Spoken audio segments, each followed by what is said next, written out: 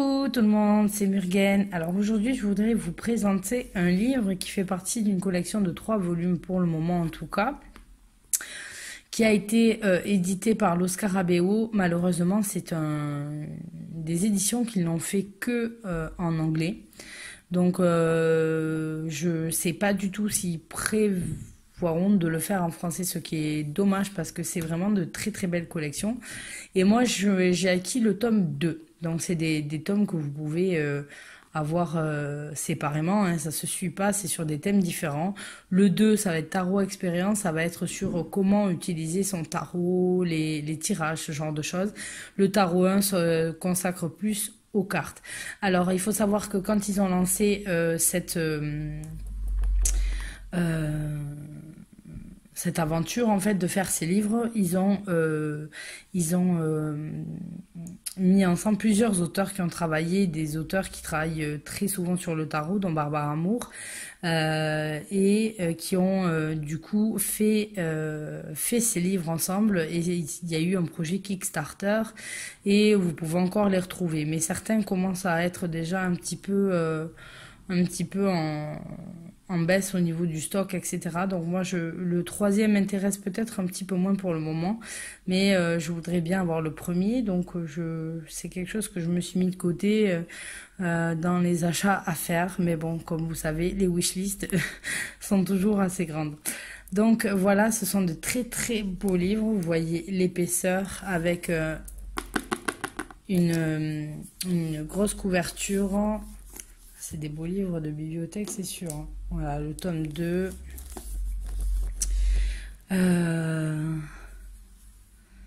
Donc voilà, vous avez plusieurs choses dedans. Donc moi, je sais que je le feuillette. Parfois, je passe d'un chapitre à l'autre. Vous le lisez comme vous le souhaitez. Donc, les auteurs Giordano Berti, Tali Goodwin, Sacha Graham, Marcus Katz, Marc Elroy, Riccardo Minetti et Barbara Amour, édité et compilé par Sacha Graham. Donc vous allez avoir un petit mot sur qui est Sacha Graham. Ensuite vous avez d'autres mots sur les autres auteurs. Vous avez une table des matières sur ce que contiennent. Donc on va avoir une intro sur comment on fait sa pratique personnelle du tarot,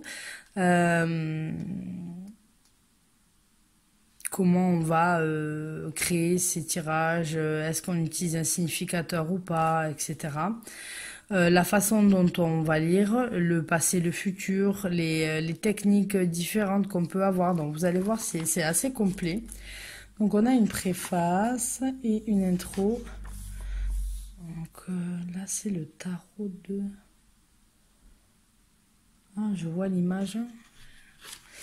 Oui, vous avez du coup des illustrations de tarot de chez Los Scarabeo.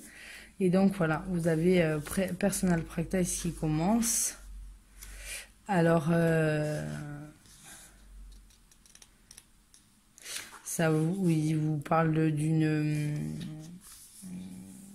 d'un travail spirituel, de ce qu'on peut ressentir. Vous avez de très belles illustrations et que en fait on n'est pas tous pareils, ceux qui utilisent le tarot, chacun a sa façon de faire et on peut avoir tous les styles. Et là du coup ils ont mis des photos de gens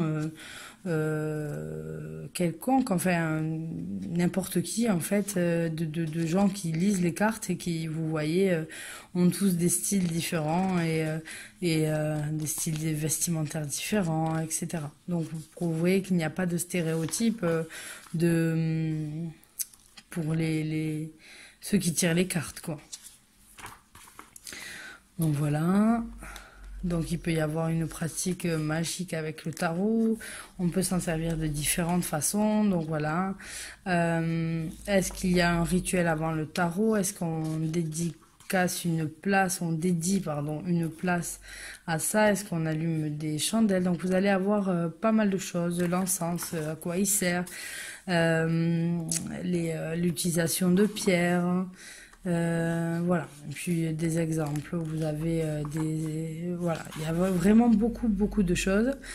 Comment écrire sur le tarot, tenir votre journal, quelle est la différence entre un journal, un, comment dire, un journal pour tenir ses tirages et la différence entre un journal comme un journal intime et quand je sais pas comment traduire, un journal intime consacré au tarot ou un grimoire, voilà, c'est quoi la différence? Est-ce que quand j'écris sur le tarot, est-ce que comment je peux écrire sur le tarot, ainsi de suite. Ensuite, on a aussi ceux qui s'occupent des blogs. Voilà, ça touche. J'adore ce tarot. Voilà, comment travailler. Vous avez voilà, yesterday, today, tomorrow. Les symboles. Quelle est la part de suggestion qu'on peut avoir, la part personnelle en fait de ce qu'on ressent. Qu'est-ce qu'on ressent quand on voit ça. Non, voilà, vous avez vraiment plein de choses avec des exemples de tirage. Là, c'est la carte du significateur, pourquoi on l'utilise, qu'est-ce qui se passe, etc. Est-ce qu'on l'utilise, est-ce qu'on l'utilise pas. Donc en fait, vous avez vraiment tout sur la préparation de son tirage en lui-même sans s'intéresser à ce que va représenter par exemple la carte ou sur la carte en elle-même. C'est plus sur la pratique qu'on va avoir sur ce tome 2. Et donc vous avez vraiment beaucoup de choses très bien expliquées. Donc ceux qui s'en sortent avec l'anglais assez facilement, je vous le conseille parce que franchement c'est très intéressant. Et même s'il est gros et tout, il est vraiment bien fait.